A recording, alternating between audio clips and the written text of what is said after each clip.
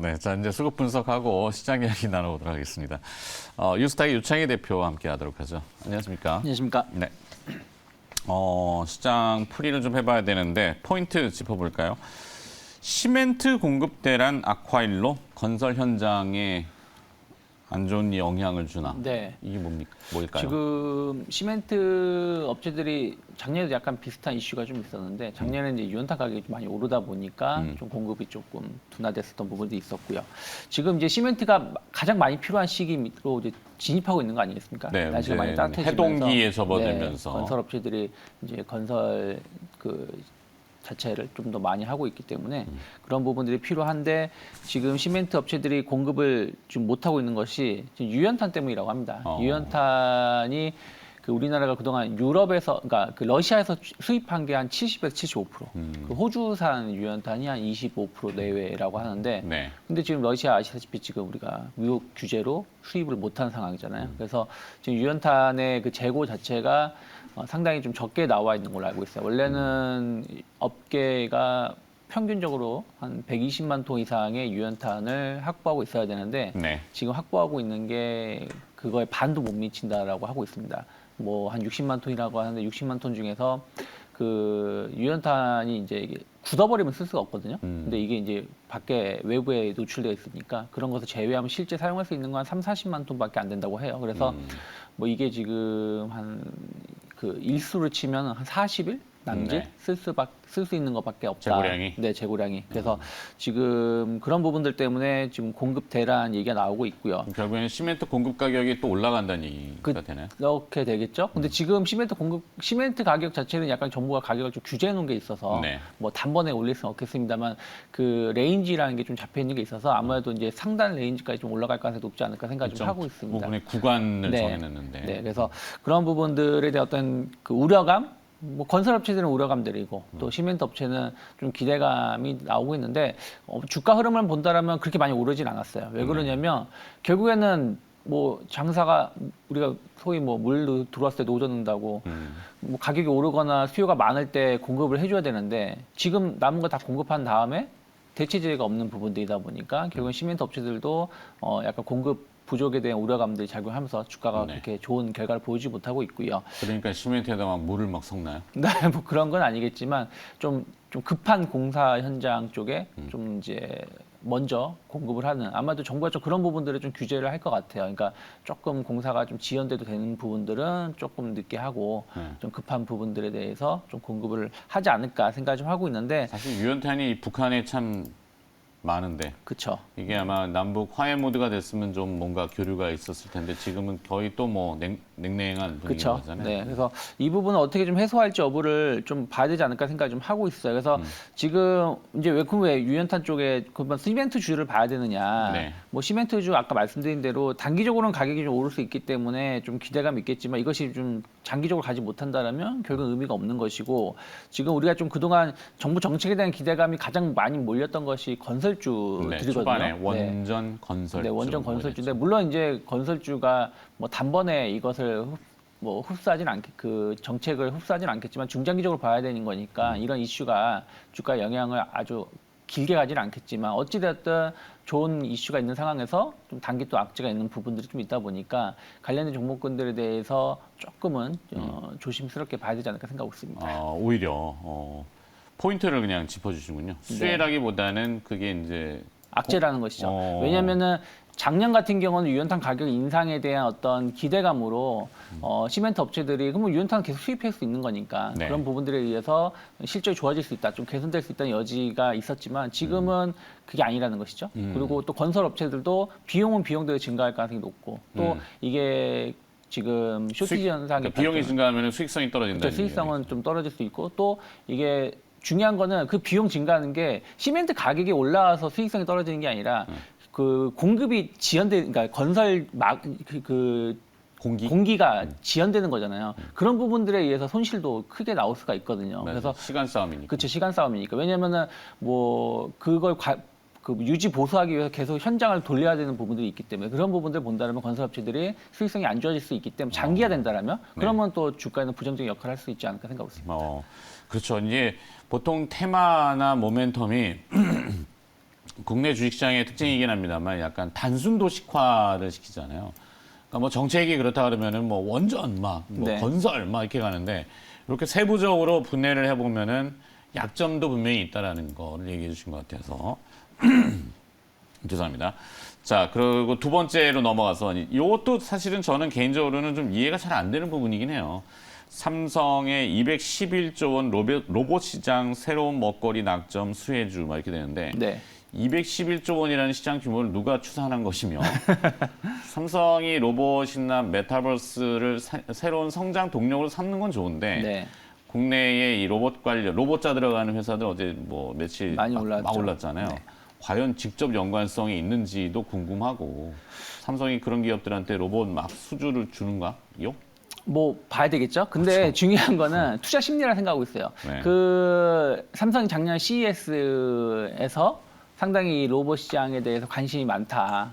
로봇 시장에 투자를 많이 하겠다라고 발언을 했고, 그 다음에 뭐 별다른 움직임이 없다가 이번에 또 관련된 얘기가 좀 나온 것이거든요. 그래서 지금 연내 그 보행보조 로봇 제품을 출시하겠다. 빠르면 4월, 늦어도 뭐 연내에 출시하겠다는 것들 약간 시제품 형식이겠죠. 일반 사람들의 보행을 약간 이제 무릎 연골이, 무릎 관절이라는 이런 게 좀 안 좋으신 분들을 네네네. 좀 이동을 조금 용이하게 할 수 있는 제품이라고 하는데 그 전에 그러니까 CES에서 삼성전자가 말을 했을 때는 약간 산업용 로봇이 아니라 좀 생활용 로봇에 좀 집중할 것이다라고 말을 했었고 지금 좀 더 이게 좀 그 자세히 구체화된 것 같습니다. 첫 번째가 우리가 뭐 요즘에 그 식당 가보시면 아시겠지만 서빙 로봇이 간단한 서빙하는 거 네, 일부 식당에 볼 수 보면은. 있거든요. 네. 그래서 음료라든지 뭐 음식이라든지 서빙하는 거 볼 수 있는데 이 시장에 이제 관련된 제품을 출시할 것이라 얘기도 나왔고 또 하나가 이제 안내 관련돼서 그러니까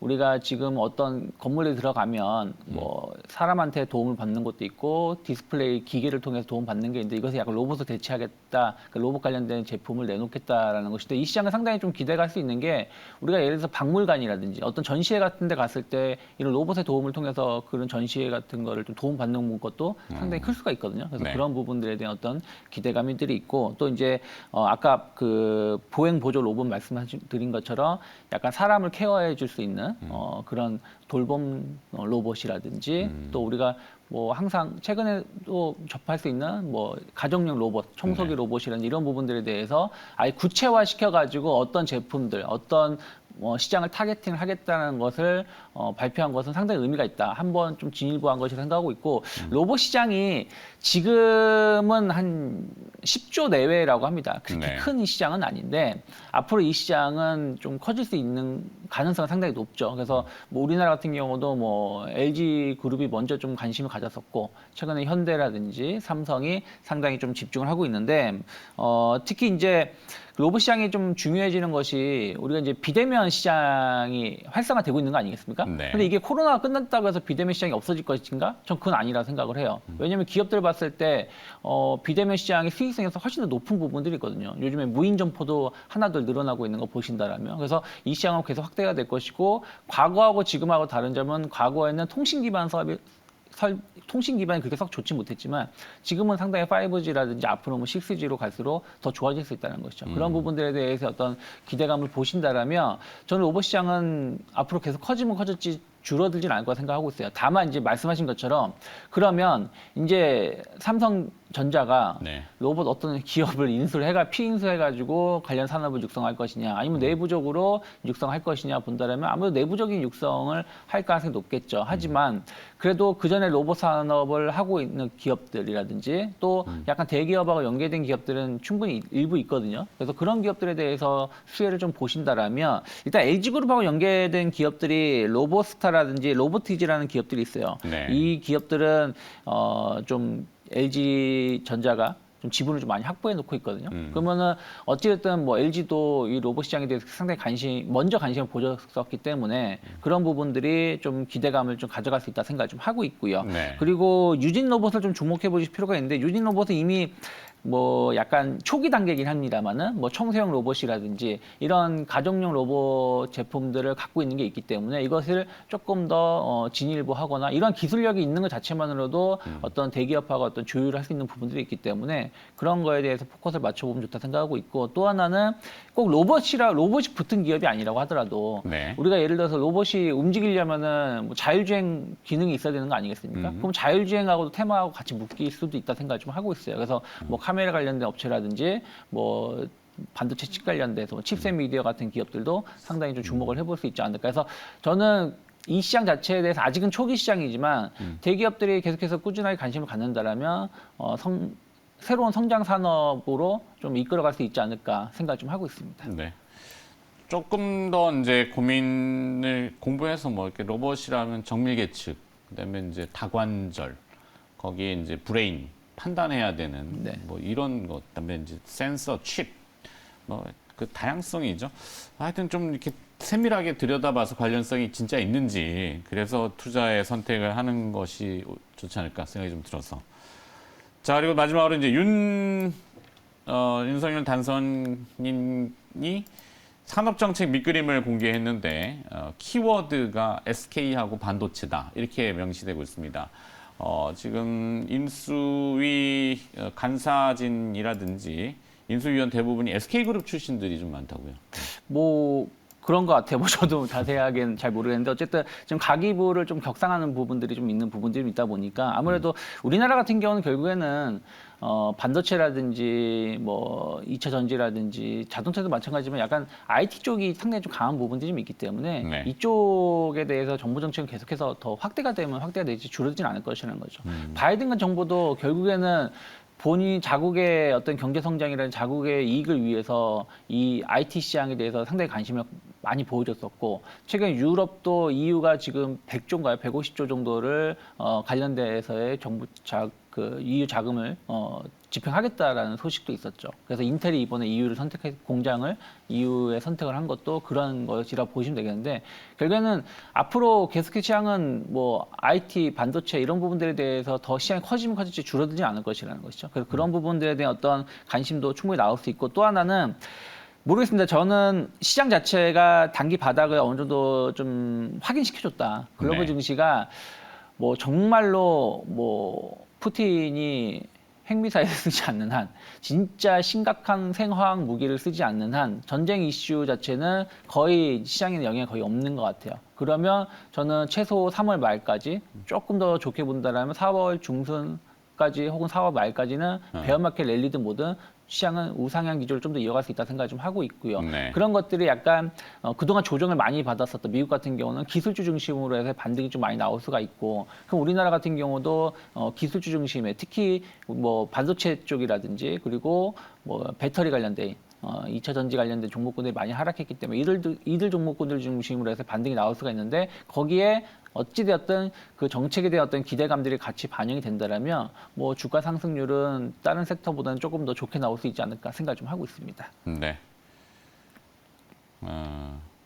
참 정정을 하나 해드려야겠는데 앞서 제가 멘트를 좀 잘못했는데 갑자기 생각이 났어요. 네, 푸틴 대통령하고 바이든 대통령의 통화가 아니라 시진핑 주석하고. 네, 주석하고. 네, 갑자기 왜 제가 푸틴 대통령 둘이 통화 좀 해도 괜찮을 것 같은데. 해보면 좋긴 한데요. 지금은 뭐 전범이라고 찍어버렸기 네. 때문에. 근데 또 이번에 그 유럽 가시니까 바이든이 가서 그렇죠. 뭐 또 어떤 액션이 있을 수도 있지 않겠습니까? 그렇겠죠. 네. 그렇습니다. 네.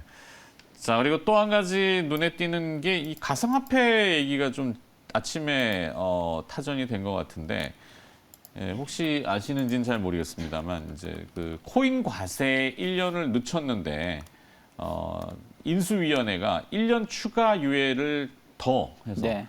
그러니까 뭐 내년 말에 이제 내년 1월에 이 가상화폐 수익에 대한 과세를 거기까지 유예했다가 인수위에서 2024년까지 더 연장을 하자 이런 내용을 지금 하는 것 같아요.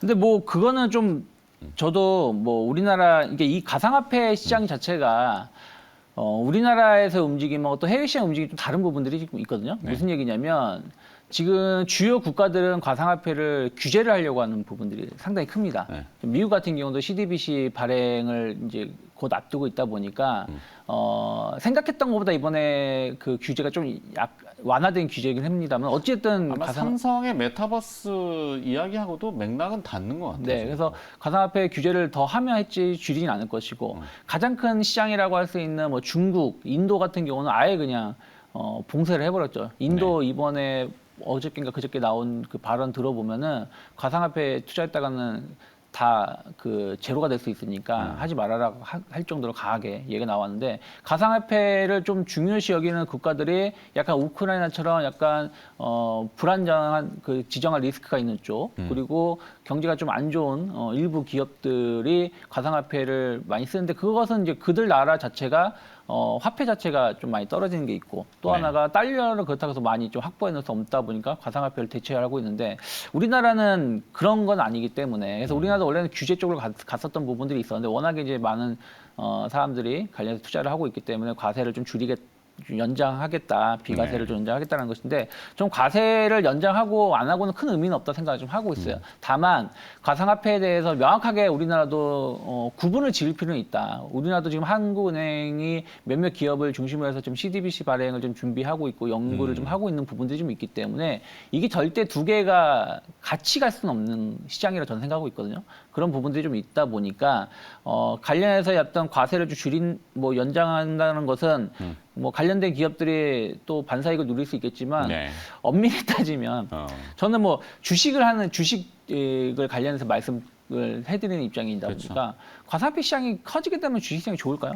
좋지는 않을 거라는 것이죠. 뭐 서로 상생할 수도 있죠. 사실은. 서로 상생할 수도 있겠지만 만약 그 거래소 자체가 한국 증권거래소 들어온다면 모르겠지만 그게 아니라 그러면 뭐 서로 양립할 수 없는 부분들이고 또 가상화폐 시장 자체가 여전히 좀 불안정하다 생각을 좀 하고 있습니다. 외부 네. 변수에 의해서 워낙에 그 변동성이 높게 나오고 있기 때문에 과세를 유예하고 안 하고가 중요한 건 아니다. 오히려 그거 자체가 증시에 얼마 영향을 미칠 수 있을지 증시에 영향을 미칠 수 있는 섹터가 많지 않기 때문에 거기에 너무 집중하실 필요는 없지 않을까 생각하고 있습니다. 네.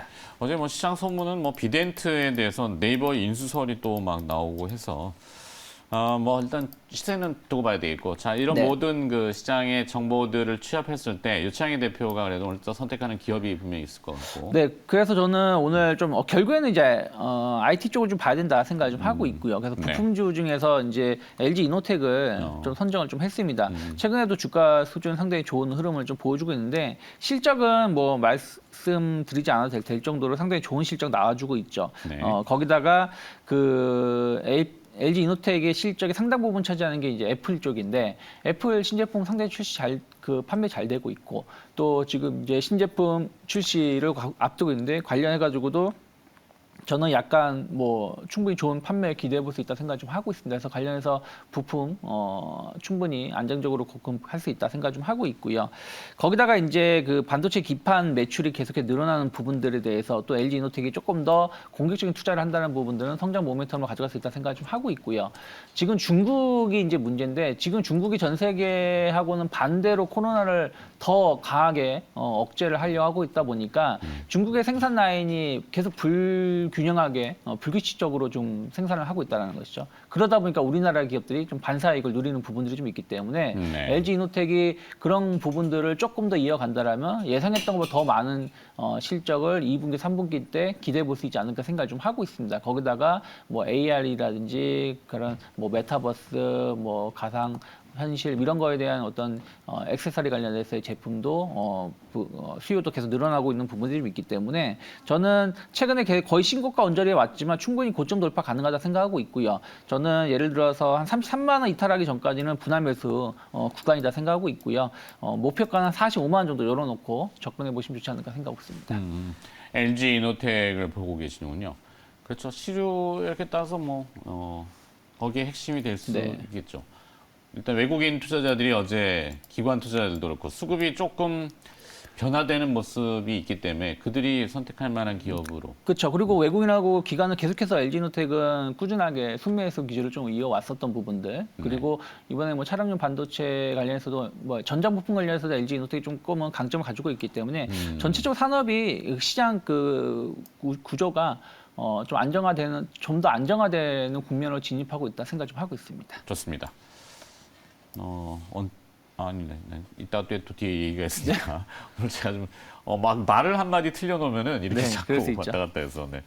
자, 유스탁의 유창희 대표가 시장 소문 얘기와 또 정보를 좀 분석을 해주셨네요. 오늘 고맙습니다. 고맙습니다. 네.